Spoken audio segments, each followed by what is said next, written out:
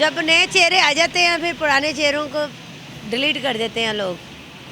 हाल ही में कुछ ऐसी लड़कियां आई हैं, कहती हैं कि ये कस्टमर हम ले आएंगे, सीटें हम लगा देंगे। पहले पब्लिक आती थी, अब कस्टमर आते हैं। अब मेरे पास कस्टमर नहीं है। जब मेरी वालदा हॉस्पिटल में दाखिल थी तब भी उन्होंने मेरी बड़ी हेल्प की थी और मेरी वालदा की मेडिसिन भी उन्होंने लगा दी हुई थी।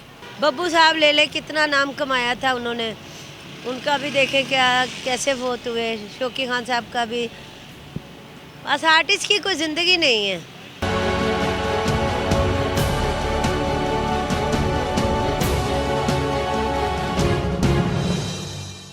अस्सलाम वालेकुम। मुसाफ डिजिटल के साथ मैं हूं ज़ुबैर अवान। नाज़रीन, आज आपको एक ऐसी खातून से मिलवाएंगे जिनकी कहानी सुनकर शायद आपको भी रोना आ जाए। ये कोई आम खातून नहीं है, ये माजी की स्टेज एक्ट्रेस हैं। इन्होंने अपनी ज़िंदगी के 25 साल स्टेज को दिए। इनकी जुगतें सुनकर, इनकी बातें सुनकर बहुत सारे लोगों के चेहरों के ऊपर हंसी आ जाती थी, मुस्कुराहट आ जाती थी। मगर आज जहां ये गुमनामी की ज़िंदगी गुजार रही हैं, वहीं पर इनको देखकर इंसान को रोना आता है। 25 साल फेमस रहने के बाद आज ये गुमनामी की ज़िंदगी गुजारते हुए सड़क किनारे इन्होंने एक छोटा सा सेटअप लगाया हुआ है। एक काउंटर लगाकर यहाँ पर ये सीखें बनाती हैं। साथ साथ इन्होंने ये छोटा सा चाय का भी काम किया हुआ है। लोग आते हैं, इनसे खाते पीते हैं और अपनी मंजिल की तरफ रवाना हो जाते हैं। इस हाल को ये कैसे पहुंची, इस हाल का कौन ज़िम्मेदार है, मेरे साथ मौजूद हैं। इन्हीं से बात करते हैं इस हवाले से। मैम अस्सलाम वालेकुम। जी वालेकुम अस्सलाम। सबसे पहले हमारे नाज़रीन को आप अपना नाम बताइए। जी, मेरा नाम थिएटर लाइन में तो सादिया शेख है और वैसे मेरा आईडी नाम सुमेरा शफीक है। सादिया शेख साहिबा हैं। मैम, आपने थिएटर में कितने साल काम किया? मैंने 95 में शुरू किया था, 25 साल हो गए। 25 साल आपने थिएटर को दिए। आज आप गुमनामी की ज़िंदगी गुजार रही हैं, कैसे हुआ ये सब कुछ? बस क्या कह सकते हैं, जो अल्लाह को मंजूर। जब नए चेहरे आ जाते हैं फिर पुराने चेहरों को डिलीट कर देते हैं लोग। हुआ ये है कि वो पहले एक वक़्त था जब लोग आर्टिस्टों का पूछते थे, कभी सोहेल साहब हैं, मस्ताना साहब हैं, बब्बू साहब हैं, फलाने फलाने, मतलब जितने भी आर्टिस्ट जो लेजेंड एक्टर हैं, रहमान साहब और अपना शौकी खान साहब, जो इनमें से फौत हो गए हुए, अल्लाह उनको जन्नत में जगह दे। वो उनका पूछते होते थे।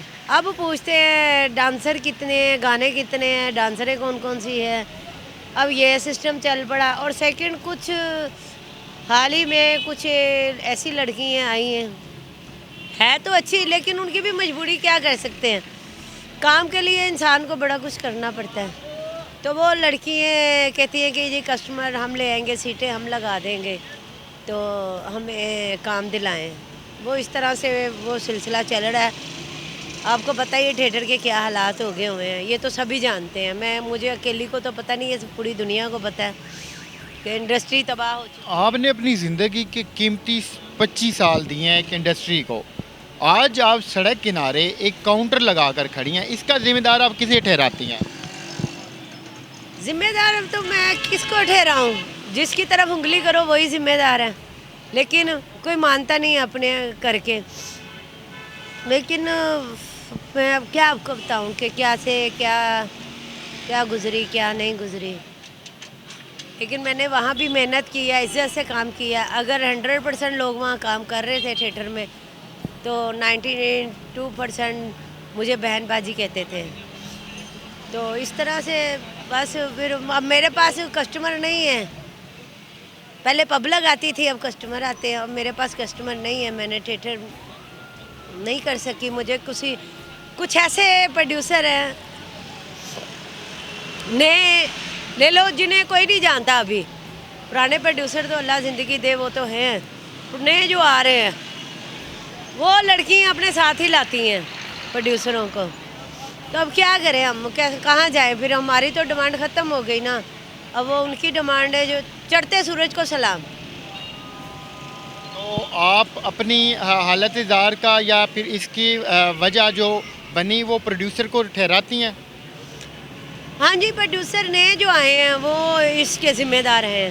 अब मुझे नहीं पता, कोई मेरा दुश्मन बन जाए, कोई इधर से आके मुझे फायर मार जाए कि तुमने हमारे बारे में ये बात की है। वही डर लगता है किसी, आजकल के जो हालात है ना, तो हर बंदा डरा पड़ा है। तो मैं खुद बड़ा अल्लाह तौबा करती हूँ कि अल्लाह माफ़ दे। मैं किसी के बारे में किसी के ख़िलाफ़ कुछ नहीं कहती। अल्लाह पाक आपको अपनी अमान में रखे। आपके कितने बच्चे हैं? मेरे बच्चे कुछ नहीं हैं। तो आप मुझे ये बताएं कि ये जो आपने छोटा सा काउंटर लगाया हुआ है, ये मैंने छोटा सा, लॉकडाउन में लगाया था। अच्छा लॉकडाउन में लगाया था, लॉकडाउन में, बेरोजगारी की वजह से? हाँ जी, बेरोज़गारी हो गई, ऊपर से थिएटर भी बंद हो गए और थिएटर के हालात भी ख़राब हो गए। उससे 1 मंथ पहले थिएटर के हालात डाउन हो गए थे। तो मैंने सोचा कि चलो ये काम कर लेती हूँ, अल्लाह मेहनत का अल्लाह अजर देता है। तो कुछ गुजर बसर हो जाती है इस काम से? अभी तो फ़िलहाल गुजारा ही है, गाड़ी को धक्का देने वाली बात है। मतलब वो मार धार, तो आपको पता मुल्क के हालात कैसे हैं, हर तरफ महंगाई है, तनख्वाहें भर नहीं रही गरीबों की, महंगाई पे महंगाई। अब कहाँ घी 190 था, 180 था, 150 था, अब जाके घी 250 पे चला गया। अब आवाम खाए या क्या करे? जिसके 4 बच्चे हैं वो बेचारा परेशान है, जिसके 10 हैं वो भी परेशान है। सफ़ेद बहुत ज़्यादा परेशान हो गया महंगाई से। अब आवाम भी क्या करे? लोग आते हैं, लोग पहचानते हैं आपको? हाँ जी, मुझे अप्रिशिएट करके जाते हैं कि हमें बड़ी खुशी हुई है कि आप ये काम कर रही हो। चलो अच्छा हुआ वो काम छोड़ दिया, ये कर रही हैं, इस पे भी मुझे बड़ी खुशी है।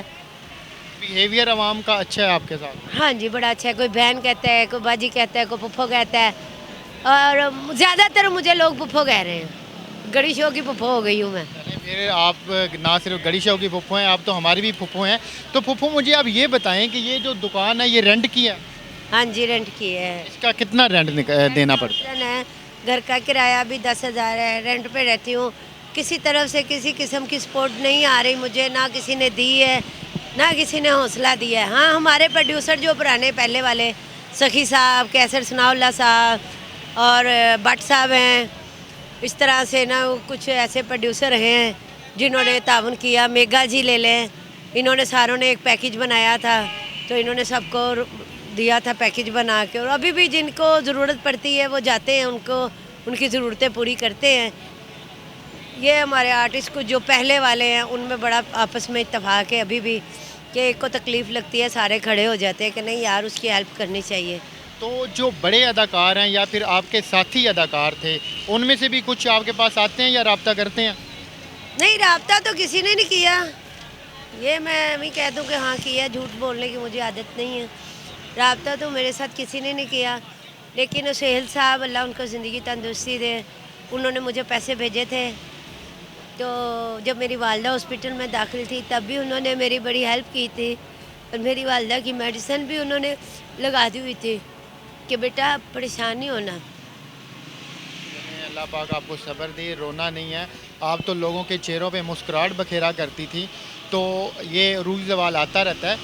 बहुत सारे अदाकार पहले भी ऐसे ही हुआ है कि उनके ऊपर किसी ने तवज्जो नहीं दी, उन्होंने गुमनामी में ज़िंदगी गुजारी, फोत हो गए। हाँ जी, हैं महमूद खान साहब हैं, जमील बिस्मिल साहब थे, राइटर डायरेक्टर थे, बड़े आर्टिस्ट ऐसे हैं। बब्बू साहब ले ले, कितना नाम कमाया था उन्होंने, उनका भी देखें क्या कैसे फोत हुए। शौकी खान साहब का भी। बस आर्टिस्ट की कोई ज़िंदगी नहीं है। मैं तो ऐसी कोई तंजीम नहीं है या फिर कोई फाउंडेशन नहीं है जो आप लोगों के इस टाइम में काम आ सके, या फिर ये जो तकलीफ बाद में आती हैं उनसे आपको बचा सके? आर्टिस्टों की कोई तंजीम नहीं है, कोई एसोसिएशन नहीं बनी हुई कि ये चलो आर्टिस्ट को मंथली लग जाए महीने की। अगर हुकूमत देती है तो हमारे अदारे वाले बड़े आर्टिस्टों को सलाम करके, उनको किसी के घर में 3 लाख जा रहा है, किसी के घर में 2 लाख जा रहा है, किसी के घर में राशन जा रहा है, किसी के घर में कुछ जा रहा है। गरीब आर्टिस्ट के पास कोई नहीं आता कि ये लो बेटा आपका भी हक है, आपने भी दुनिया में 25 साल थिएटर में गुजारे हैं। इंडिया में मैंने गई थी, इंडिया में ड्रामा करने ना, मास फाउंडेशन की तरफ से ना, वो मुल्की ड्रामा था, तो वहाँ पे इतनी की इज़्ज़त आर्टिस्टों की करते हैं ना कि मैं देख के हैरान हो गई कि वहाँ पे बुढ़े बुढ़े आर्टिस्ट, बुज़ुर्ग आर्टिस्ट जो हैं, उनके भी घुटनों को हाथ लगा के उनसे इजाज़त लेके और हम वहाँ गए, हमें बड़ी इज़्ज़त मिली। यहाँ आर्टिस्ट की इज़्ज़त नहीं है, कदर नहीं है। यही वजह है कि हमारे ज़्यादातर आर्टिस्ट इंडिया में भाग रहे हैं। हाँ जी, वहाँ पे बड़ी कदर है आर्टिस्ट की। तो क्या वजह है, यहाँ पर क्यों नहीं कदर करते? हालांकि हाल में तो आपने देखा होगा कि थिएटर भरे होते हैं, लोग वाह वाह कर रहे होते हैं, तालियां बजा रहे होते हैं। वो तो शौकीन है ना, शौकीन है। वो आते हैं, अपना इंजॉय करते हैं, चले जाते हैं। उनसे आर्टिस्ट का ताल्लुक कोई नहीं है। वो तो अपने एंटरटेन करने आते हैं, एंटरटेन किया चले गए अपने आप को। ये है, ये तो ख्याल करना चाहिए ना हमारी हुकूमतों को, हमारे जो सरबराह हैं, प्रोड्यूसर वगैरह, उनको चाहिए कि हुकूमत से अपील करें कि यार हमारे जो गरीब आर्टिस्ट हैं उनका कुछ सोचें, उनका सभी का कुछ सोचें, जो बेचारे बेरोज़गार हुए पड़े हैं। मैं नहीं हूँ अकेली, कई आर्टिस्ट हैं ऐसे जो बेरोज़गार हो गए हुए हैं। कोई पंचर की दुकान पे लग गया, कोई रेहड़ी लगा रहा है, कोई सब्जी लगा रहा है।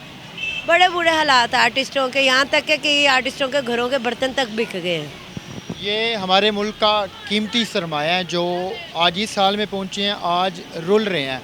हम लोग जब इन्हें स्टेज के ऊपर देखते हैं, तालियां बजाते हैं, हा हा करते हैं, मगर आज इनकी जो आंख में आंसू हैं उनको भी देखना है, उनका भी ख्याल करना है। तो गवर्नमेंट से क्या अपील करेंगे आप?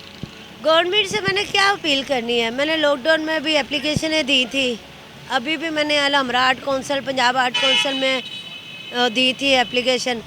बाकी लोग मुझे आते हैं जो अच्छे खासे लोग हैं, उनका मैं नाम नहीं लेना चाहती, वो हमें कह के गए हैं कि जी हमें 60,000 रुपया मिला है, कोई कहता है हमें इतने मिले हैं, कोई कहता है हमें इतने मिले हैं। पंजाब बैंक में आप जाओ, वहाँ पे पैसे आए हैं आर्टिस्टों के, तो वहाँ मैं गई हूँ, मैंने कहा पता करूँ शायद मेरा भी कोई आए हो, लेकिन उन्होंने कहा जी आपके पैसे पूसे कोई नहीं आए यहाँ पे।